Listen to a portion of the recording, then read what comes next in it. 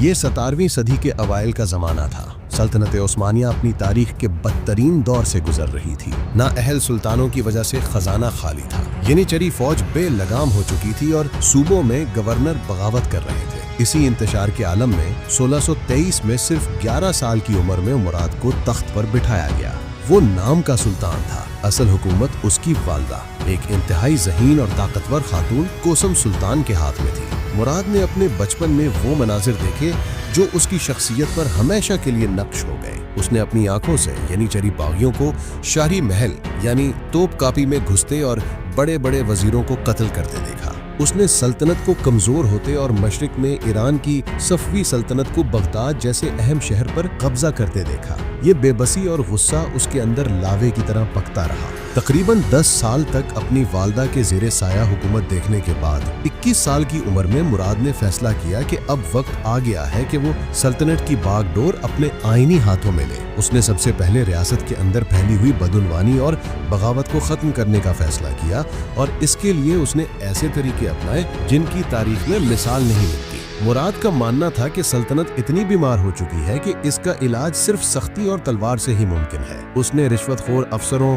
बेईमान काजियों और बागी सिपाहियों को बगैर किसी मुकदमे के सरेआम कत्ल करवाना शुरू कर दिया। उसकी खुफिया पुलिस हर जगह मौजूद थी और मामूली सी भी गद्दारी की सजा मौत थी। सुल्तान मुराद ने इस्तांबुल में तमाम कहवा खानों, शराब खानों और तंबाकू नोशी पर मुकम्मल पाबंदी लगा दी। उसका मानना था कि ये वो जगह हैं जहां लोग इकट्ठे होकर हुकूमत के खिलाफ साजिशें करते हैं। इसकी हुक्मरानी का सबसे खौफनाक पहलू उसका रातों को भेस बदलकर इस्तांबुल की गलियों में गश्त करना था। वो एक आम सिपाही या ताजिर के रूप में घूमता और खुद देखता कि उसके अहकामात पर अमल हो रहा है या नहीं। अगर उसे कोई शख्स पाबंदी की खिलाफ वर्जी करता हुआ मिल जाता तो वो उसी जगह उसका सर कलम कर देता। तारीख की किताबें ऐसे वाकयात से भरी पड़ी हैं जहां उसने तंबाकू नोशी करते हुए या शराब पीते हुए पकड़े जाने वालों को मौके पर ही कत्ल कर दिया। सुल्तान मुराद चहारम सिर्फ एक सख्त गिर मुंतजिम ही नहीं बल्कि एक बेमिसाल जंगजू भी था। वो जिस्मानी तौर पर बहुत ज्यादा ताकतवर था। कहा जाता है कि वो अकेले कई सिपाहियों को पिछाड़ देता था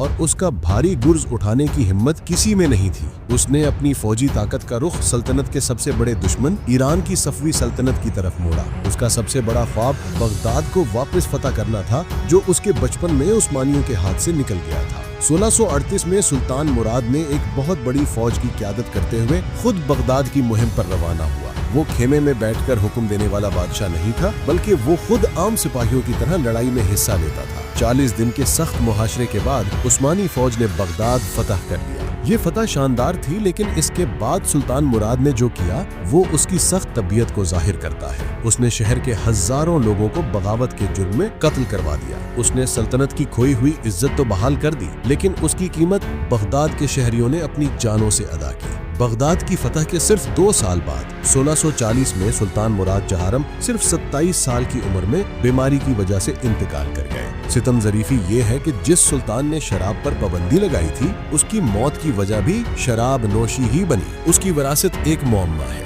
एक तरफ वो एक इंतहाई जालिम और बेरहम हुक्मरान था जिसने हजारों लोगों को मौत के घाट उतार दिया, लेकिन दूसरी तरफ वो एक ऐसा मजबूत रहनुमा था जिसने सल्तनत उस्मानिया को मुकम्मल तबाही और टूटने से बचा लिया। उसने यनीचरी की बगावत को कुचल दिया, बदउनवानी का खात्मा किया, सल्तनत की खोई हुई शानो शौकत और सुल्तान के एतियार को वापस बहाल किया और सल्तनत की सरहदों को महफूज बनाया। सुल्तान मुराद चहारम की कहानी हमें बताती है कि तारीख में बाज़ औक़ात सख्त और नापसंदीदा फैसले भी रियासत को बचाने के लिए जरूरी हो जाते हैं। वो एक तूफान था जिसने सल्तनत की तमाम गंदगी को साफ कर दिया, लेकिन इस तूफान की कीमत भी बहुत ज्यादा थी।